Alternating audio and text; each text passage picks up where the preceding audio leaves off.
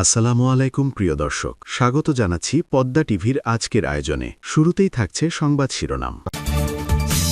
প্রথমেই জানিয়ে দিব, এদিকে জুলাই সনদের কবর রচনা করলেন তারেক রহমান। শেখ হাসিনার মনের আশা পূরণ, জামায়াত এনসিপিকে গণধলায় শুরু। জানিয়ে দিব, মন্ত্রিসভায় খলিলুরের যোগদান, ইঞ্জিনিয়ারিংয়ের প্রমাণ বললেন নাহিদ। এতক্ষণ শুনছিলেন সংবাদ শিরোনাম, এখন থাকছে বিস্তারিত। তার আগে ভিডিওটিকে একটি লাইক দিয়ে কমেন্ট করে জানিয়ে দিন আপনি আমাদের ভিডিওটি কোন জেলা থেকে দেখছেন বা শুনছেন। সাম্প্রতিক রাজনৈতিক বক্তব্য ও ঘটনাপ্রবাহ বাংলাদেশের রাজনীতিকে এক নতুন মোড়ের দিকে ঠেলে দিয়েছে। জুলাই সনদের কবর রচনা, মুজিববাদী সংবিধান ছুঁড়ে ফেলা, সংবিধান পুনর্গঠন, সেকেন্ড রিপাবলিক ঘোষণা, এই শব্দগুলো এখন আর কেবল রাজনৈতিক স্লোগান নয়, বরং একটি পক্ষের দীর্ঘদিনের আন্দোলনের প্রতীক। কিন্তু বাস্তবে দেখা যাচ্ছে, এই দাবিগুলোর মুখে বড় ধাক্কা এসেছে। বিশেষ করে তারেক রহমানের সাম্প্রতিক রাজনৈতিক অবস্থান অনেক হিসাব-নিকাশ পাল্টে দিয়েছে বলে আলোচনা হচ্ছে। অনেকে বলছেন, তারেক রহমান কার্যত জুলাই সনদকে অকার্যকর করে দিয়েছেন। এই সনদকে ঘিরে যে রাজনৈতিক জোট ও বুদ্ধিবৃত্তিক বলয় গড়ে উঠেছিল, যার সঙ্গে ড.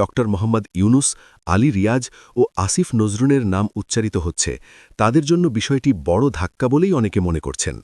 কারণ সংবিধান সংস্কার পরিষদে শপথ না নেওয়ার সিদ্ধান্ত বা সে ধরনের অবস্থান রাজনৈতিক বাস্তবতায় বড় বার্তা বহন করে। রাজনীতিতে কেবল উচ্চারণ নয়, প্রাতিষ্ঠানিক গঠনের সাহায্যেই শেষ পর্যন্ত শক্তি তৈরি হয়। সেখানে অনুপস্থিত থাকলে আন্দোলনের ভাষা দুর্বল হয়ে পড়ে। এই প্রেক্ষাপটে জামায়াতে ইসলামী ও জাতীয় নাগরিক পার্টি এনসিপিও নতুন চাপের মুখে পড়েছে বলে আলোচনা চলছে। রাজনীতিতে যখন বড় দল কৌশলগতভাবে অবস্থান নেয়, তখন ছোট দলগুলো অনেক সময় কোণা ঠেসা হয়ে পড়ে। গণধোলাই শব্দটা হয়তো আবেগী উচ্চারণ, কিন্তু বাস্তবতা হল রাজনৈতিক মেরুকরণ যত বাড়ে, ততই মাঝামাঝি থাকা শক্তিগুলো টিকে থাকা কঠিন হয়। এদিকে মুক্তিযুদ্ধ ও ঐতিহাসিক স্মৃতিকে কেন্দ্র করে নতুন করে বিতর্ক মাথাচাড়া দিয়েছে। বীর মুক্তিযোদ্ধা ফজলুর রহমানের মুক্তিযুদ্ধ বিষয়ক মন্ত্রণালয়ের দায়িত্ব পাওয়ার সম্ভাবনা ঘিরে একটি প্রশ্ন ঘুরছে। ধানমন্ডি ৩২ নম্বর বাড়ি পুনর্নির্মাণের উদ্যোগ কি আবার নেওয়া হবে? ধানমন্ডি ৩২ কেবল একটি বাড়ি নয়, এটি বাংলাদেশের রাজনৈতিক ইতিহাসের প্রতীকী কেন্দ্র। এখানে আবেগ, স্মৃতি ও রাজনৈতিক পরিচয়ের প্রশ্ন জড়িয়ে আছে। কোনো সরকার যদি এ বিষয়ে সিদ্ধান্ত নেয়, সেটি কেবল প্রশাসনিক সিদ্ধান্ত হবে না, এটি হবে ইতিহাসের ব্যাখ্যার উপর অবস্থান নেওয়া। ফলে এই প্রশ্ন রাজনীতিতে নতুন বিতর্ক উস্কে দিতে পারে। আরেকটি বড় আলোচনার জায়গা হল নির্বাচন। শেখ হাসিনা ও বাংলাদেশ আওয়ামী লীগের নেতাকর্মীরা বিদেশে বসে যে দাবি করছিলেন, জনগণ নির্বাচন বর্জন করবে, ভোটে অংশগ্রহণ কম হবে, বাস্তবে যার কতটা প্রতিফলন ঘটেছে তা নিয়ে দ্বিমত রয়েছে। কেউ বলছেন ভোটার উপস্থিতি প্রত্যাশার তুলনায় কম ছিল, আবার কেউ বলছেন প্রশাসনিক ব্যবস্থাপনা ও রাজনৈতিক বাস্তবতায় নির্বাচন হয়েছে। সত্যটা হয়তো মাঝামাঝি কোথাও। বাংলাদেশের নির্বাচনী রাজনীতিতে দীর্ঘদিন ধরে আস্থার সংকট রয়েছে। সেই সংকট কাটাতে কেবল একটি নির্বাচনই যথেষ্ট নয়, প্রয়োজন বিশ্বাসযোগ্য সংস্কার, অংশগ্রহণমূলক রাজনীতি ও রাজনৈতিক সদিচ্ছা। এখানে সেকেন্ড রিপাবলিক ধারণাটাও গুরুত্বপূর্ণ। যারা এই ধারণার কথা বলেন, তারা মূলত রাষ্ট্র ব্যবস্থার আমূল সংস্কারের কথা তোলেন, শুধু সরকার বদল নয়, বরং রাজনৈতিক সংস্কৃতির বদল। কিন্তু ইতিহাস বলে, বড় কাঠামোগত পরিবর্তন কেবল স্লোগানে হয় না, এর জন্য দরকার বিস্তৃত ঐক্যমত্য, সাংবিধানিক প্রক্রিয়া ও জনগণের অংশগ্রহণ। বড় দলগুলো যদি এই দাবিকে নিজেদের রাজনৈতিক কৌশলে গ্রহণ না করে, তবে তা মাঠে বাস্তবায়িত হওয়া কঠিন। তারেক রহমানের সাম্প্রতিক অবস্থানকে কেউ কেউ রাজনৈতিক কৌশলের মাস্টার স্ট্রোক হিসেবে দেখছেন, কারণ তিনি একদিকে আওয়ামী লীগের দীর্ঘদিনের বক্তব্যের কিছু অংশকে বাস্তবতাতে এনে দিয়েছেন বলে আলোচনা হচ্ছে। অন্যদিকে বিরোধী শিবিরের ভেতরের জোট রাজনীতিতে ভাঙন ধরিয়েছে। রাজনীতিতে এটি নতুন কিছু নয়, এক পক্ষের কৌশল অনেক সময় অন্য পক্ষের আখ্যানকে শক্তি যোগায়। তবে এতে সাধারণ মানুষের প্রত্যাশা কতটা পূরণ হচ্ছে, সেটি শেষ পর্যন্ত সবচেয়ে বড় প্রশ্ন। এই পুরো প্রেক্ষাপটে একটি বিষয় স্পষ্ট, বাংলাদেশের রাজনীতি এখন কেবল দুই দলের দ্বন্দ্বে সীমাবদ্ধ নেই। এখানে বুদ্ধিবৃত্তিক বলয়, নাগরিক প্ল্যাটফর্ম, মুক্তিযুদ্ধের উত্তরাধিকার, সংবিধান সংস্কার সবকিছু একসঙ্গে মিশে গেছে। রাজনীতির মাঠে স্লোগান যতই জোরালো হোক, শেষ পর্যন্ত টিকে থাকবে সেই শক্তি যারা জনগণের দৈনন্দিন জীবনের সমস্যা, দাম নিয়ন্ত্রণ, কর্মসংস্থান, নিরাপত্তা, ন্যায় বিচার এসব প্রশ্নে কার্যকর সমাধান দিতে পারবে। সব মিলিয়ে বলা যায় খেলা জমে গেছে। এই অনুভূতিটা কেবল উত্তেজনার বহিঃপ্রকাশ নয়, এটি একটি রূপান্তর পর্বের ইঙ্গিত।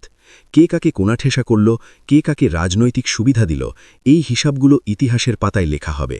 কিন্তু আজকের দিনে সাধারণ মানুষ যে স্থিতিশীলতা, স্বচ্ছতা ও ন্যায়বিচার চায়, সেই প্রত্যাশা পূরণ না হলে কোনো পক্ষের জয়ই দীর্ঘস্থায়ী হবে না।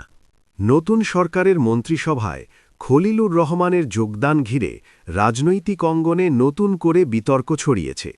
জাতীয় নাগরিক পার্টি এনসিপি-এর আহ্বায়ক নাহিদ ইসলাম মন্তব্য করেছেন, এই নিয়োগের মধ্য দিয়েই সংবিধান সংস্কার প্রক্রিয়াকে ঘিরে যে ইঞ্জিনিয়ারিং হয়েছে তা জাতির সামনে স্পষ্ট হয়ে উঠেছে। তার বক্তব্য অনুযায়ী সরকার গঠনের প্রথম দিনেই সংবিধান সংস্কার পরিষদে শপথ না নেওয়ার ঘটনা একটি বড় রাজনৈতিক প্রতিশ্রুতি ভঙ্গের দৃষ্টান্ত। শুধু তাই নয়, এতে আইনি সংকট ও সাংবিধানিক জটিলতা তৈরি হয়েছে বলেও তিনি অভিযোগ করেন। সংবিধান সংস্কারের প্রশ্নটি সাম্প্রতিক রাজনীতিতে একটি কেন্দ্রীয় ইস্যুতে পরিণত হয়েছে। নির্বাচনের আগে অনেক রাজনৈতিক দলই সংস্কারের প্রতিশ্রুতি দিয়েছিল। গণভোট, সংস্কার আদেশ ও বিশেষ পরিষদের মাধ্যমে নতুন কাঠামো দাঁড় করানোর কথা বলা হয়েছিল। কিন্তু সরকার গঠনের পরপরই যদি সেই প্রক্রিয়া থেকে সরে আসা হয়, তাহলে স্বাভাবিকভাবেই জনগণের মধ্যে আস্থার সংকট তৈরি হয়। নাহিদ ইসলামের বক্তব্যে সেই হতাশার প্রতিফলন দেখা যায়। তার মতে এটি কেবল রাজনৈতিক প্রতিশ্রুতিভঙ্গ নয়, বরং রাষ্ট্রীয় প্রক্রিয়ার ভেতরে অনিশ্চয়তা ঢুকিয়ে দেওয়ার মতো ঘটনা।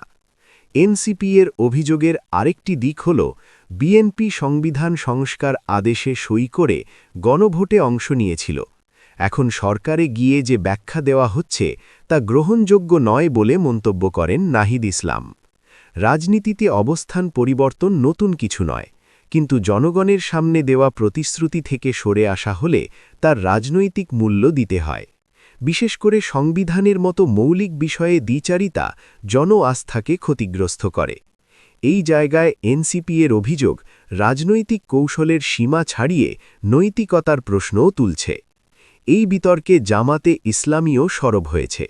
দলটির নায়েবে আমির সৈয়দ আবদুল্লাহ মোহাম্মদ তাহের বলেছেন, অন্তর্বর্তীকালীন সময় নিরাপত্তা বিষয়ক উপদেষ্টার দায়িত্বে থাকা খলিলুর রহমানের নতুন বিএনপি সরকারের মন্ত্রিসভায় যোগদান নৈতিকভাবে গ্রহণযোগ্য নয়।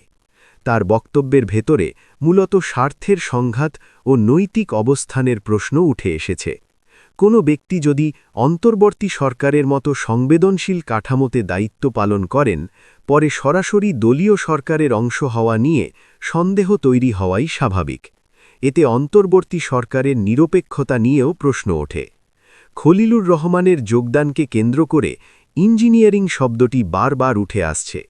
রাজনীতিতে ইঞ্জিনিয়ারিং বলতে বোঝানো হয় পর্দার আড়ালে পরিকল্পিত কৌশল, যেখানে সিদ্ধান্তগুলো প্রকাশ্যে যতটা স্বাভাবিক দেখানো হয়, বাস্তবে ততটা স্বচ্ছ থাকে না। এনসিপি ও জামাতের বক্তব্য থেকে বোঝা যায়, তারা মনে করছে সংবিধান সংস্কারের প্রশ্নে জনগণকে যে প্রত্যাশা দেখানো হয়েছিল, সেটি আসলে রাজনৈতিক সমঝোতার মাধ্যমে ভিন্ন দিকে মোড় নিয়েছে। এই ধারণা শক্তিশালী হলে সরকারের গ্রহণযোগ্যতা ক্ষতিগ্রস্ত হওয়ার ঝুঁকি থাকে। এখানে একটা বড় প্রশ্ন হল, সংবিধান সংস্কারের প্রক্রিয়া কি আদৌ থেমে যাচ্ছে, নাকি এটি কৌশলগতভাবে পিছিয়ে দেওয়া হচ্ছে?